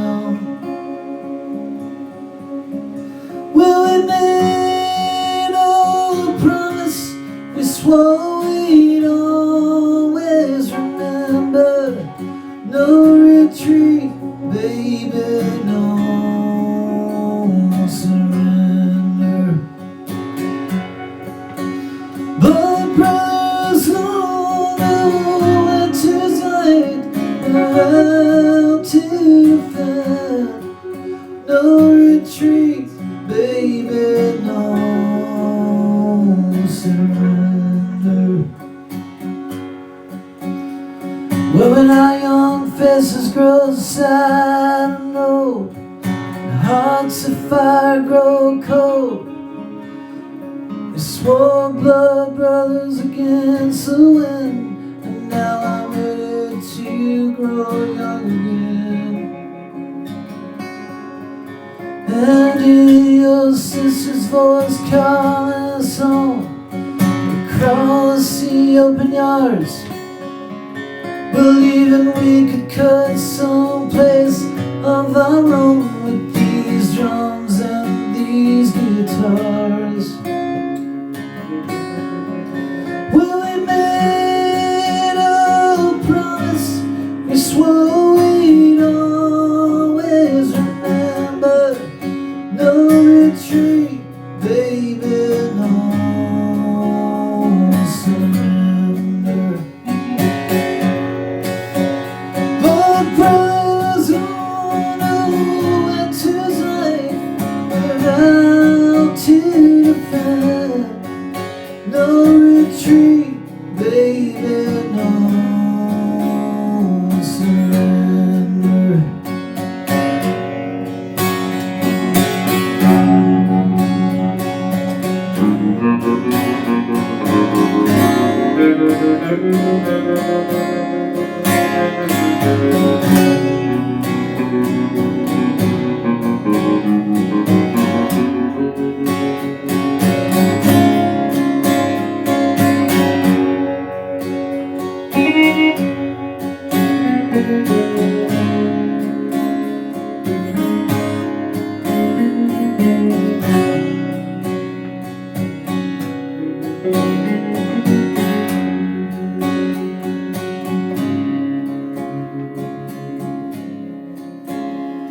Out on the street tonight, the lights are growing down.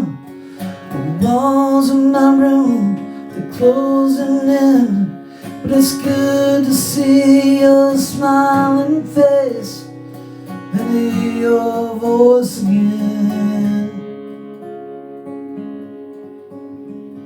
Well, we could sleep out in the twilight by the riverbed, believing we could cut someplace of our own with these drums and I've screwed up our view. They were so beautiful too. Well, we made a promise, we swore we'd always remember. No retreat, baby, no surrender. But brothers all know when to fight and how to defend. No retreat, baby, no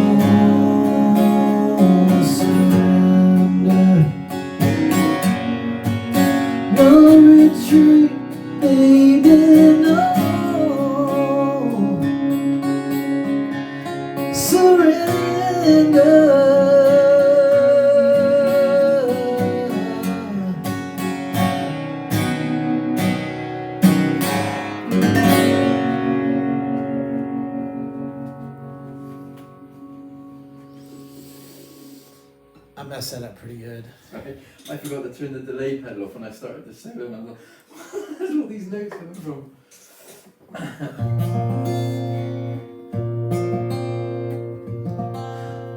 All the times I've known you, you made me wanna be a better man.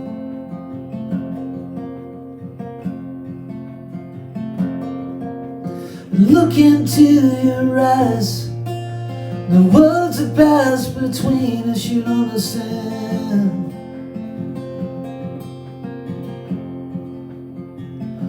That's some comfort.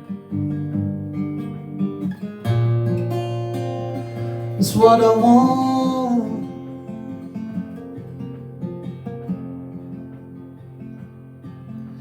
You spend your whole life working, running round in circles like a mother will.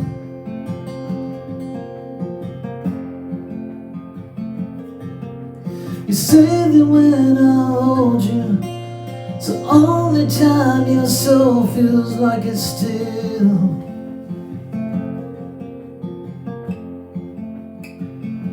That's some comfort. It's what I want.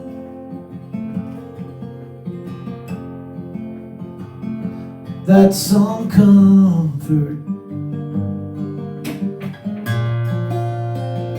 It's what you want.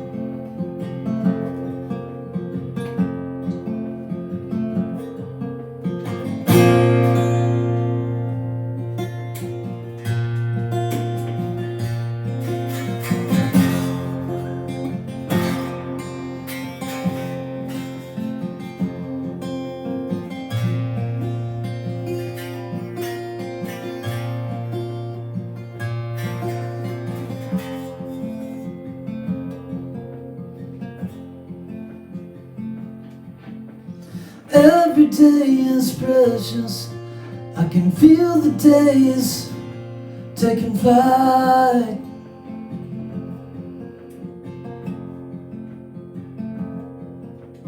For you I'm thankful, for I know that I was truly loved in this life.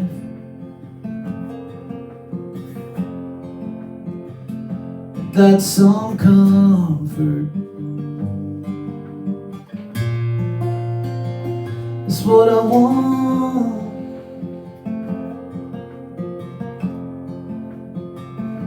That's some comfort. It's what I want.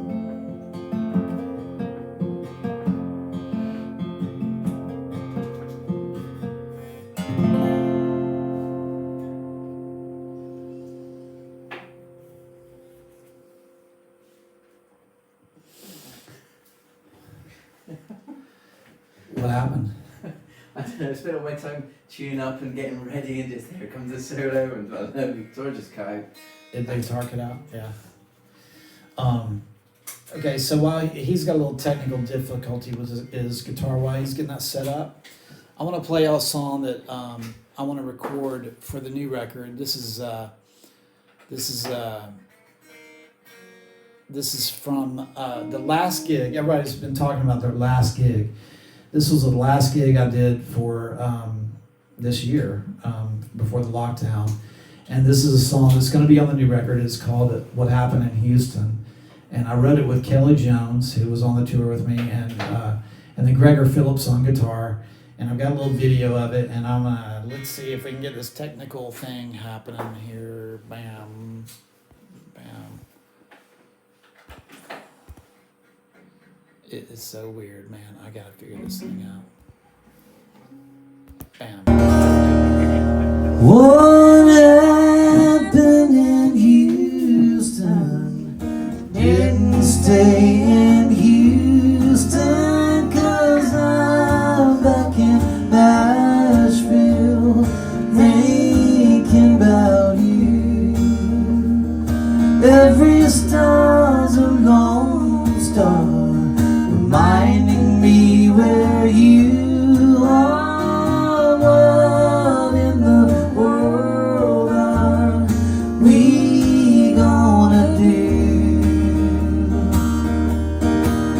Yeah, I've got a dog and you've got a cat. They'll get along, oh, we'll send them back. What happened in Houston didn't stay in Houston. Now thinking about Houston is all I can do.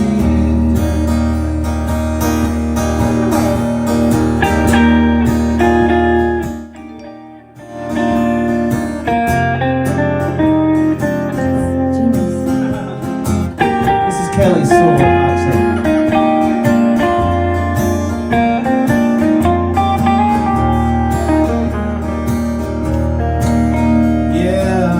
You're kinda short and you're kinda fine, but I'll wear my heels if you'll stop eating crab. What happened in Houston didn't stay in Houston.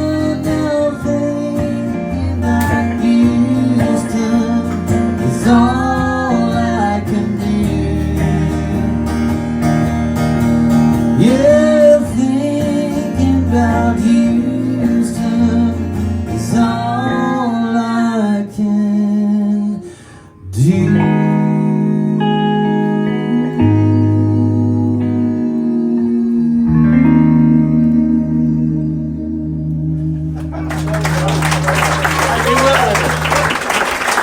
Kelly Jones right there.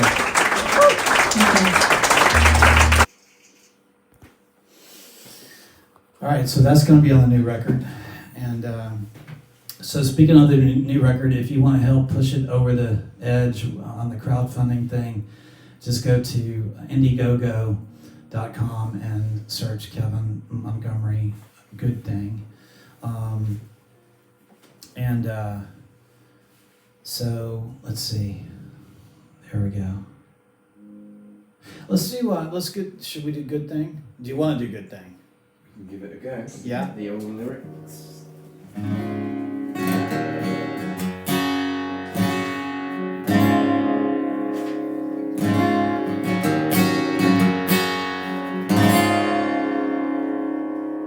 So this is the title track off the to-be recorded new record. I'm a liar when I say to you I could walk away, never look back. I'm a liar. Might take a little while between now and then. Got a lot of living to do. Come on, baby, it's true. There's just some things that I don't understand. You came to me and said I like your band, and I was thinking, oh my Lord, we got a good thing. We talked all night and watched the sunrise. We got so tired we laughed until we cried, and I was thinking, oh my Lord, we got a good thing. I'm a lifer. Yeah, love ain't always easy, 'cause I'm a beer, you're a Chardonnay, and I'm a fighter. Yeah, we could end up stranded on the side of the road. We'd be okay. Come on, baby, it's you. There's just some things that I don't understand. You turned this rocker to a wedding band, and I was thinking, oh my Lord, we got a good thing.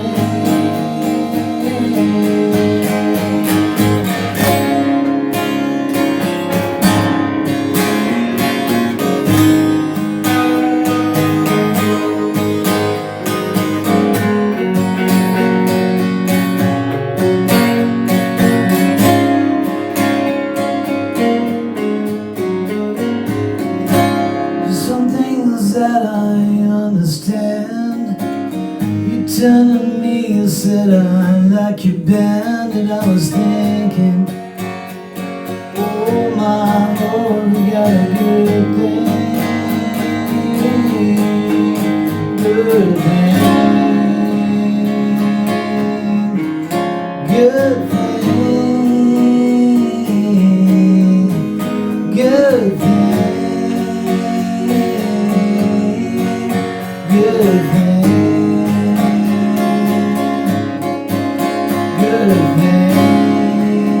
good thing, I love it. Good thing, good thing, good thing.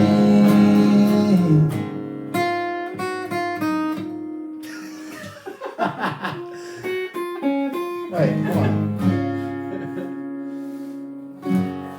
I forgot the ending. Anyway. Yeah.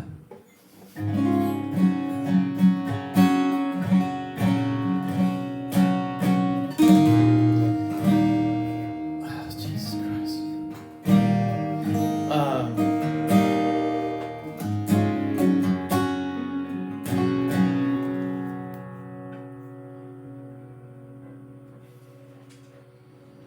All right.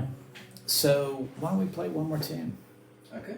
and send everybody off into the good night?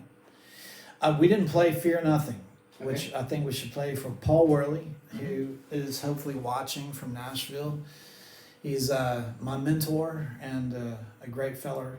Produced some amazing records. Lady Antebellum, Big and Rich, Martina McBride, on and on and on. And he's the guy that put that record on the wall for me with Martina. And he recently asked for this song for me to send it to him. So hopefully he will record it on somebody. But thank y'all for watching. Really appreciate it. We've got that tip jar, Kev Montgomery at Mac.com. And if you have Venmo, we got Kevin Montgomery 615. I want to thank Sean Snook for did I say it right? Yeah. Snook.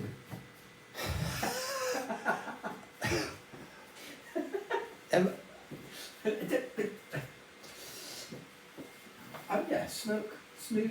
I say Snook, but I say Snook. a lot of people do. But what is the difference between Snook and what you say? Well, I say Snook and my way's right.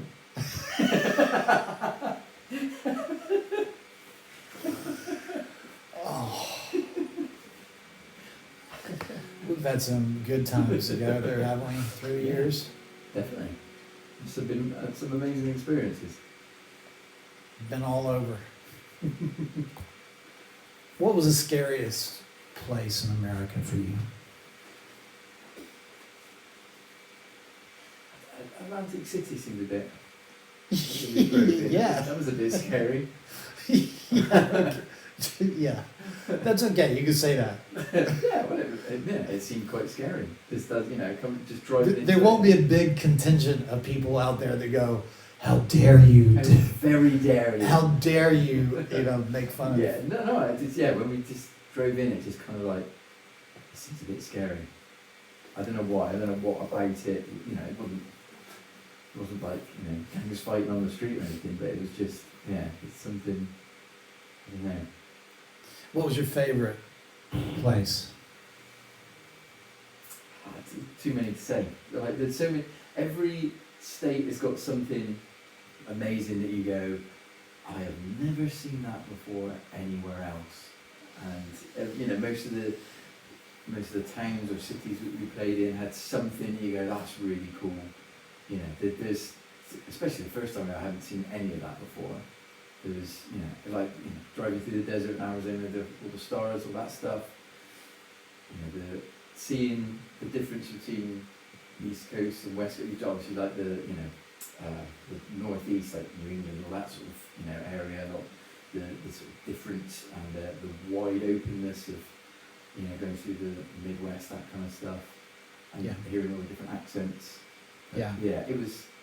I liked seeing, because we played in some small towns as well, didn't we? You know, not Yeah. the most obvious place. So it was nice just to see, you know, normal America, rather, you know, capital cities and big cities, you know, cities are cities kind of thing. But nice to see towns and just see what, you know, how your average person just lives. Yeah. And how do how do you think the average person lives? Like a normal average person.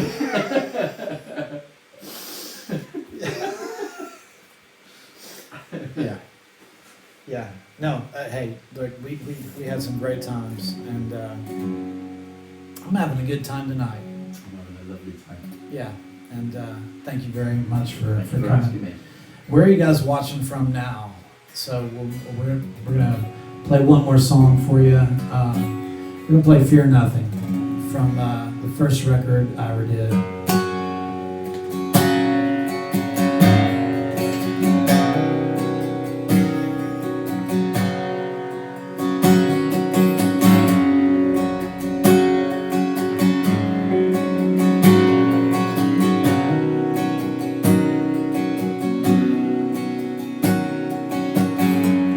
Wanna ride the town with the windows wide open. Forget about you here, I'm just gonna mess it up anyway.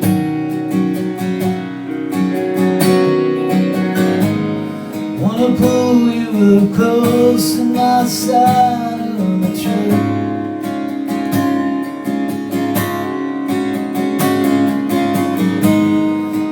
Lay you on down under a blanket of the stars above. Yeah, yes you are something, fear nothing. Yeah, yes you are something.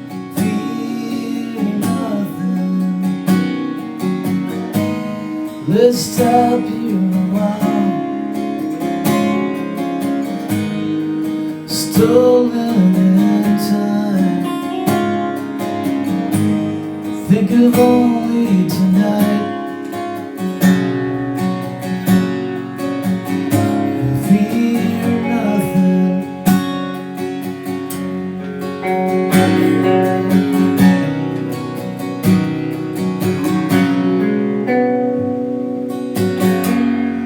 The lights distort from a distance and heat.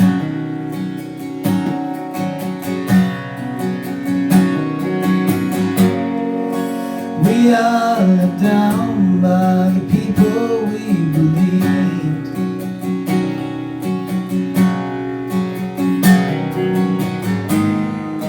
Yes, it is true, sometimes I can be tough.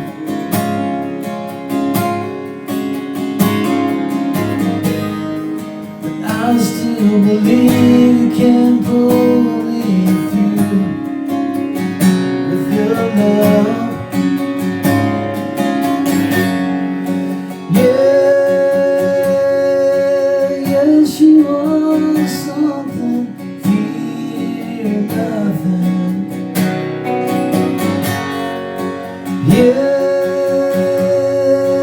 yes you are something.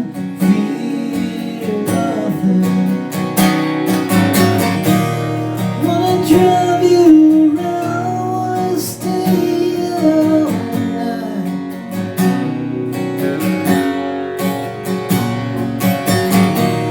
When the dawn wind blows, it'll dry your tears by the morning.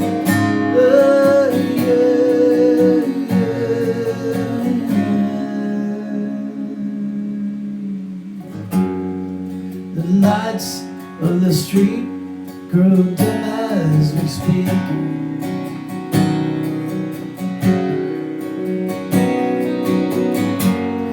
Everything else just fades away into the night as we speak.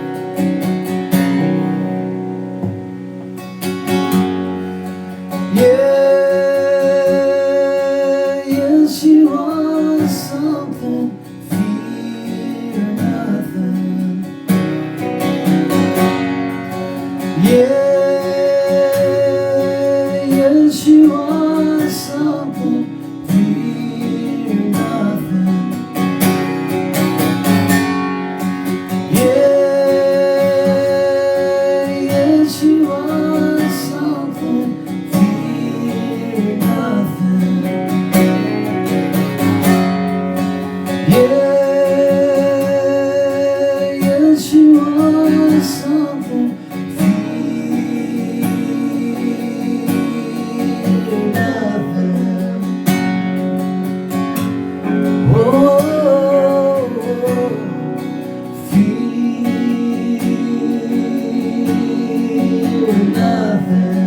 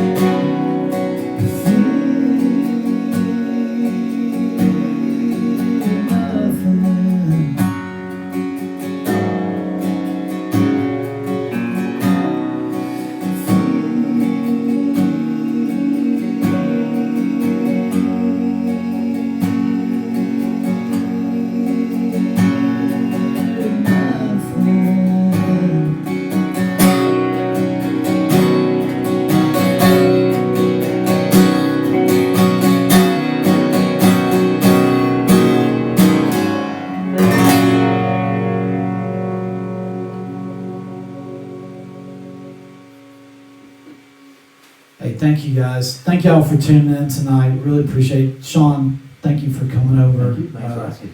Yeah, and being a part of this. And let's hear a big hand for Sean. Yeah, yeah.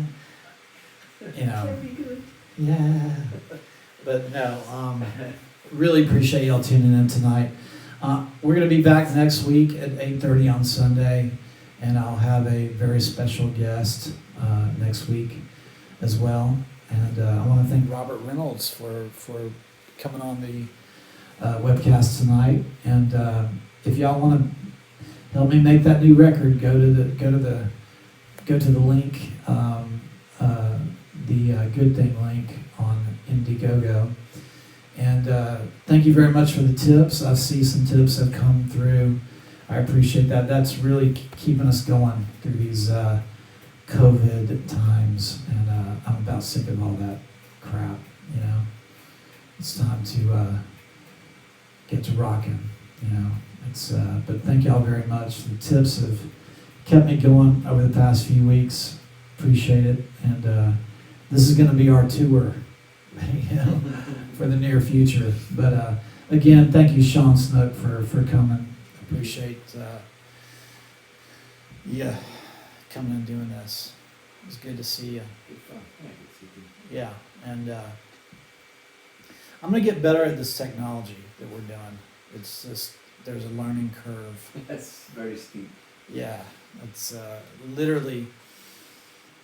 I told you, you know, literally I wake up on a Sunday morning stressed out all day long, and there's not a second that we're not trying to work towards getting this thing on air. And as you saw, we had echo in my ear right before we went on air. Like 5 minutes, we were like, Google how to get rid of echo in Switcher Studio, and we got rid of it like literally 2 minutes before we went on air. But at least we were on time today. Exactly. You know. We made it. But thank y'all very much. Love you very much. Appreciate it. Thank you, Robert Reynolds, for appearing again. I thought that was great. And it's just so good to talk to him again. And see y'all next week. Thank you.